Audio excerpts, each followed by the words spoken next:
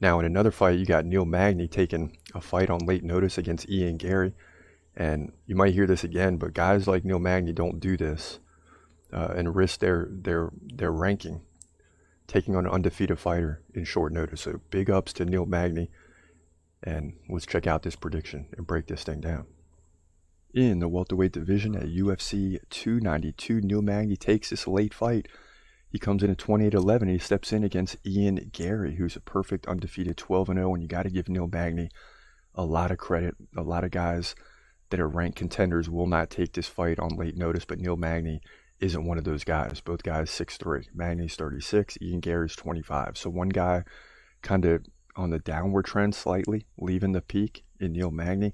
Ian Garry just getting ready to hit his peak, and we'll see how these two collide.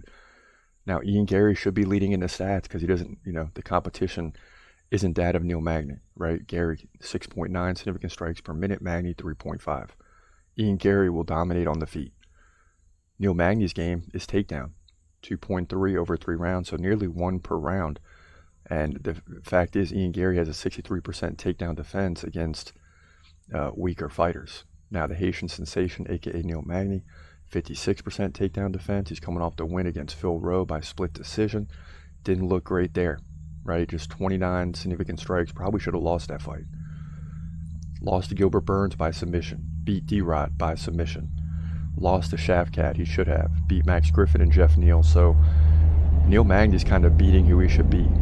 On the other hand, Ian Garry beat Daniel Rodriguez by KO in the first round. It took Neil Magny 3 rounds to beat D-Rod. He beat Song Keenan by 3rd round KO.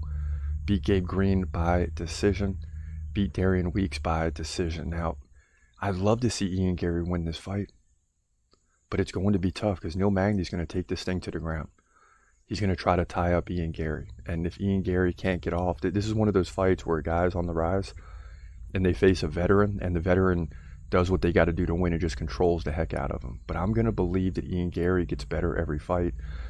And the fact that Neil Magny's taking this on late notice could be a factor too, because he's going to have to cut a little bit of weight a little bit quicker than he wants to.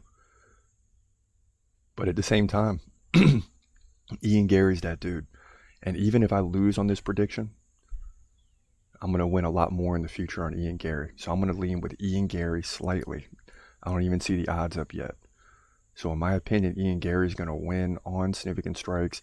He'll probably get taken down 2 times. He's going to have to get up on one of those and win 2 out of 3 rounds. Could be a split decision here. 2-3 years from now, Ian Garry KOs Magny. Hopefully he does it in this fight. But right now, it's going to be a very close fight. But I think Ian Garry pulls this thing out to move to 13-0. Welterweight division. UFC 292. Yeah, and it's going to be a tougher fight for Ian Garry compared to, Neil Magny versus Jeff Neal. I think Neil Magny's a tougher fight.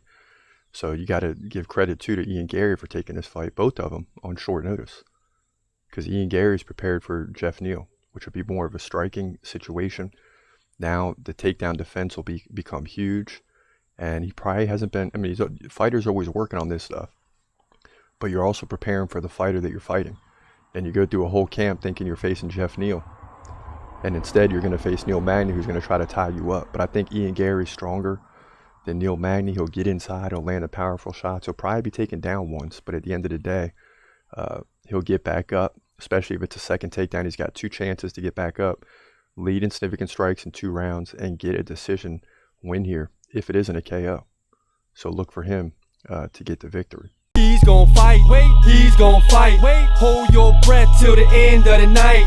Last fighter call, UFC at its height, yeah. Bringing that thunder with all his might, saying step up, wanna fight, hold up, think twice, gladiator, assassin, reckless, no abandon, walk through that cage, he'll leave your ass stranded, wake up, hey, where you at, hey, got hit in the head with a baseball bat.